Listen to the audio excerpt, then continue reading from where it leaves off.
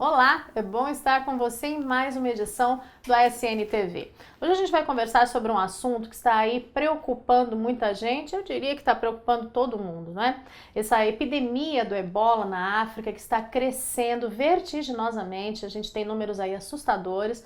Eu tive pesquisando e a gente ficou sabendo que a OMS, a Organização Mundial de Saúde, informou que atualmente nós temos aí mais de 7 mil pessoas que são afetadas, estão afetadas diretamente pelo vírus. Esse número nos próximos dias, em questão de um mês aí, deve pular para 550 mil pessoas. E a previsão para janeiro é que esse número chegue a 1 milhão e 400 mil atingidos com o vírus Ebola. A gente já está sabendo também de que essa doença está chegando já nos outros continentes, né? Tivemos uma morte nos Estados Unidos, uma morte na Espanha, e está todo mundo muito preocupado com relação a essa situação.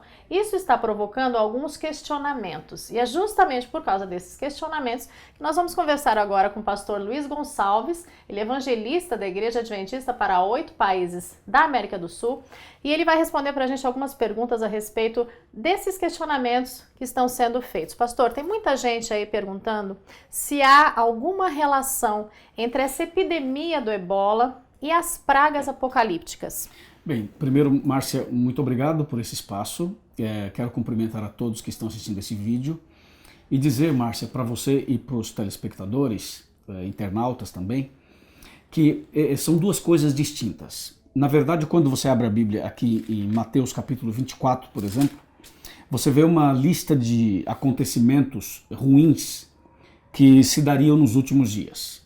E nessa lista de acontecimentos ruins, nós vemos guerras, rumores de guerras, vemos pestes, que são doenças, vemos fome. Aparece tudo isso em Mateus 24, a partir do verso 1 até o verso 14, especialmente. E a lista não para por aí, porque fala de corrupção, fala de problemas familiares, problemas psicológicos. Em todos os aspectos, né? Em todos os aspectos.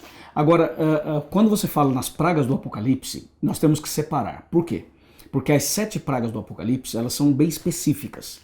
Se você abrir a Bíblia em Apocalipse 16, você vai ver que a primeira praga, por exemplo, vai ser uma úlcera maligna nos homens adoradores da besta e da sua imagem. Literal, né, pastor? Literal. Vai acontecer realmente desse jeito. Claro, quando você olha para a segunda praga, tem a ver com os rios e as fontes das águas se transformando em sangue. A terceira, os mares. E aí você vai tendo as pragas. Se você ler, não temos tempo aqui para ler as 7, então você vai perceber que o vírus Ebola, embora seja um problema realmente de saúde, um problema de vírus, algo que está virando uma epidemia, não está diretamente conectado com as 7 pragas. Ele se encaixa com Mateus. Se encaixa com Mateus 24 e com Lucas capítulo 21. Ou seja, são os problemas dos últimos dias que antecedem a volta de Jesus, mas não está diretamente relacionada com as 7 pragas. Tá ótimo, excelente explicação, pastor. E como é que as pessoas podem fazer, aí os internautas que estão nos acompanhando, para diferenciar muito bem tudo isso? Eu dei uma explicação ótima agora, mas talvez eles ainda tenham algumas dúvidas, tem muita coisa acontecendo, né? Claro. Como diferenciar o que é sinal, né, da volta de Jesus e o que é apocalipse aí se cumprindo, né? Boa pergunta. Como eu disse, a princípio são duas coisas distintas. E quando você vê Mateus 24, Lucas 21, quando você vê 1 Timóteo 3, 2 Timóteo também, e outros textos mais, você percebe que Jesus ele disse assim, antes da volta dele, por causa do pecado, o pecado ele está degenerando a raça humana de tal maneira... O mundo está praticamente se autodestruindo, né? Então Jesus falou assim, essa situação anunciaria o fim do mundo mau e o início de um mundo novo, no mundo bom, ou seja, a volta de Jesus. Então, esses acontecimentos como o vírus Ebola, como os problemas naturais, os problemas sobrenaturais, os problemas que a gente vê hoje no mundo inteiro, tanto social, espiritual, familiar, físico, etc., esses são sinais da volta de Jesus. Agora veja, qual a diferença disso para as 7 pragas? Quando começarem a cair as 7 pragas, significa que a porta da graça já estará fechada. Ou seja, os acontecimentos como esse do vírus Ebola vêm antes do fechamento da porta. São sinais de alerta dizendo para as pessoas, Acorda, presta né? atenção nisso, hein? Presta atenção. Isso que está acontecendo é um sinal para você ler mais a Bíblia, orar mais, buscar mais a Deus, porque esses problemas vão se multiplicar. Agora, quando chegar o momento em que Jesus sair do santuário celestial, como está em Apocalipse 16, verso 17, então vai se cumprir Apocalipse capítulo 22, versículo 11. Ou seja, a porta da graça se fechará, e aí sim, quando fechar a porta, quem se salvou estará salvo para sempre. E quem não foi salvo estará perdido para sempre. E aí sim começarão a cair as 7 últimas pragas. As 7 últimas pragas fazem parte da justiça de Deus em relação ao pecado e ao mal. É o que a gente costuma dizer assim, Deus faz justiça? Sim, ele faz. Mas quando ele fizer a justiça final, vai ser muito dura. E isso ocorrerá com as 7 pragas a partir do fechamento da porta da graça até a volta de Jesus. O senhor mencionou aí, pastor, muito bem, algumas coisas que as pessoas podem fazer para se preparar, né, para esses eventos finais da história desse mundo, que vão realmente acontecer, e tudo indica que em breve, não é, pastor? Como é que as pessoas podem se preparar para tudo isso? O senhor mencionou ler mais a Bíblia, né, orar um pouco mais, dê mais algumas dicas de como as pessoas podem se preparar, se consagrar mais nestes momentos importantes que nós estamos vivendo aí da história deste mundo. Claro, Márcia, veja, primeira coisa, quando você começou a entrevista, você falou do vírus Ebola. Que os cientistas, a medicina, as pessoas que têm condições de pesquisar sobre o tema e buscar uma solução, você mesma disse, e eu também já li, que eles não estão encontrando uma solução. Estão lutando por isso, mas não estão encontrando. Mas existe um outro vírus que é pior do que o Ebola. E esse vírus que eu estou falando é o vírus do pecado. E esse vírus está na vida de todo ser humano. E o homem não tem o antídoto para esse vírus. O pecado, que é o vírus pior, tem levado e destruído tantas pessoas. Agora vem a pergunta, se existe solução para esses problemas? E a resposta é a seguinte, existe solução.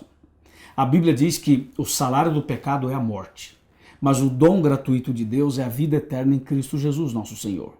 O apóstolo Paulo também mencionou uma frase muito importante e curiosa. Ele fala assim, onde abundou o pecado, superabundou a graça de Deus. O diabo colocou o vírus do pecado. Jesus nos aplicou um antídoto, que foi o sangue dele derramado na cruz. A graça de Jesus. O vírus Ebola é uma das consequências do pecado. Mas é bom que você saiba que existe solução para isso. Quando eu falo solução, eu me refiro à solução para o pecado. E o mesmo Deus que morreu na cruz por nós, é o mesmo que prometeu voltar. E Apocalipse 21, verso 4 diz que quando ele voltar, ele vai enxugar dos nossos olhos toda lágrima. A morte não existirá mais, o luto também não, o sofrimento também não, os vírus serão totalmente eliminados e o mal será arrancado pela raiz. Aí vem a pergunta feita pela Márcia. O que fazer para estar preparado? Eu menciono rapidamente 5 passos que você pode dar para você estar pronto para a volta de Jesus. Passo número 1. Estudar a Bíblia todos os dias com oração. Passo número 2. Aceitar Jesus como seu salvador pessoal.